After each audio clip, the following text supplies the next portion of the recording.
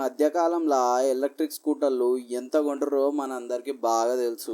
అయితే ఒక షాకింగ్ విషయాన్ని బయట పెట్టిండ్రు యూజర్లు. మనము కొత్త బండి ఏదైనా కొందాం అనుకుంటే అనవసరంగా పెట్రోల్ ఖర్చు, మెయింటెనెన్స్ ఖర్చు ఇవన్నీ ఎందుకు అని చెప్పేసి ఈ మధ్య ఎవ్వరు చూసినా కూడా ఎలక్ట్రిక్ వాహనాల మీద మస్తు మోజు పడుతురు. మొగోళ్ళే కాదు, ఆడోళ్ళు కూడా పుర్సత్గా నడిపించవచ్చు, అల్కా ఉంటదని చెప్పి చాలా మంది ఇష్టపడుతురు. కొన్ని ఎలక్ట్రిక్ బండ్లు పుర్సత్గా నడుస్తే కొన్ని బండ్లు మాత్రం ఓనర్లకు చుక్కలు చూపిస్తుంది, మస్తు సతాస్తుంది. ఈ మధ్య సోషల్ మీడియాలో ఒక ట్వీట్ ఎలక్ట్రిక్ స్కూటర్ పైన ఏతర్ అనే కంపెనీ పైన ఒక ట్వీట్ మస్తు వైరల్ అవుతుంది. బండిని సర్వీసింగ్ ఇచ్చిండంట ఆయన. 8,000 బిల్లు చేతిలో పెట్టంగానే అన్న పరిశాన్ అయిపోయాడు. అన్న దగ్గర బండి మాత్రమే కాకుండా 10 సంవత్సరాల పాత కారు కూడా ఉందంట.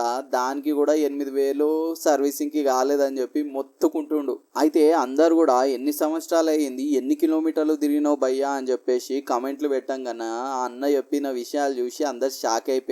నేను కొని కేవలం 4 సంవత్సరాలు అవుతుంది, 13,000 కిలోమీటర్లు మాత్రమే తిరిగినా, కానీ 8,000 బిల్లు అనేది నా చేతిలో పెట్టడంతో నేను పరిశాన్ అయిపోయినా. నేను తిరిగింది కూడా పెద్దగా ఎక్కువ లేదు. అంటే 8,000 బిల్లు 13,000 కిలోమీటర్లే తిరిగినావు అని చెప్పేసి కొందరు పోనీ భయ్యా ఇట్లాంటివి అయితే ఉంటాయి అని చెప్పేసి ఓదారుస్తున్నారు. ఈ ముచ్చట పక్కన పెడితే ఇంకో యూజర్ ఆయన బాధని చెప్పుకుండు. ఏందంటే ఆయన స్కూటరు ఛార్జింగ్ అయితలేదంట.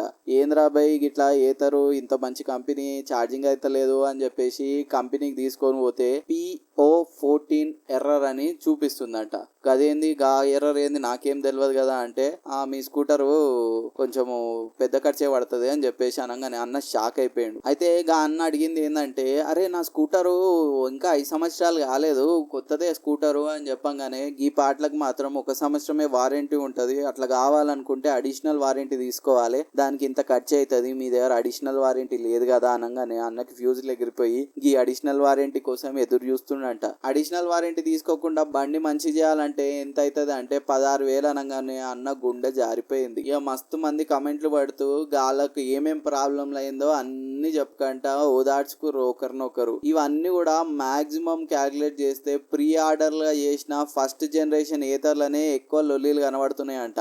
మరి మీరు కూడా ఎలక్ట్రిక్ వాహనాలు కొన్నట్లయితే మీ ప్రాబ్లమ్స్ ఏందో ఈ కమెంట్ రూపంలో చెప్పండి. ఈ video me friends and family members కి షేర్ చేసి వాళ్ళ ఒపీనియన్ కూడా తెలుసుకుందాం. ఈ వీడియో నచ్చినట్టయితే లైక్ చేయండి, షేర్ చేయండి, and don't forget to follow for more updates.